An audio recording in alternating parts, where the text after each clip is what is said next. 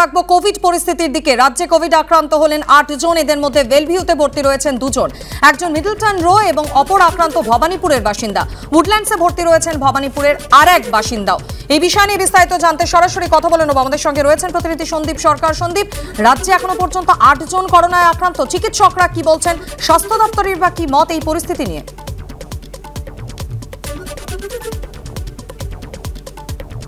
গতকাল পর্যন্ত রাজ্যে 3 জন করোনা আক্রান্তের খবর পাওয়া গিয়েছিল। তারপরে আরও নতুন করে 5 জন করোনা আক্রান্তের হদিশ মিলেছে। এই 5 জনের মধ্যে একজন ভর্তি আছেন বেলভিউ হাসপাতালে। বেলভিউ হাসপাতালে যিনি ভর্তি রয়েছেন, বেলভিউতে 2 জন ভর্তি রয়েছেন। একজনের বাড়ি মিডলটন রো এলাকায়, আরেকজনের বাড়ি ভবানীপুরে। অপরদিকে 4 জনের কোভিড রিপোর্ট পজিটিভ এসেছে ঢাকুরিয়া আমরি হাসপাতালে। এই 4 জনের 4 জনই দক্ষিণ কলকাতার বাসিন্দা। 4 জনের মধ্যে 2 জন যাদবপুর এলাকার বাসিন্দা, একই পরিবারের 2 সদস্য। বাকি 2 জনের বাড়ি দক্ষিণ কলকাতায় বলে হাসপাতাল সূত্রে আমরা জানতে পারছি। ঢাকুরিয়া আমরিতে যে 4 জনের নমুনা রিপোর্ট পজিটিভ এসেছে, এরা বাড়িতেই আইসোলেশনে রয়েছেন।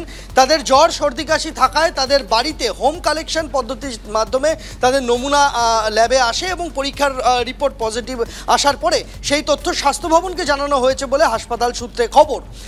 আমরি হাসপাতালে যে 4 জনের নমুনা পজিটিভ হয়েছে, এই 4 জনের মধ্যে 2 জন যাদবপুরের বাসিন্দা, একই পরিবারের 2 জন। তারা একটি পারিবারিক বিয়ের অনুষ্ঠানে গিয়েছিলেন।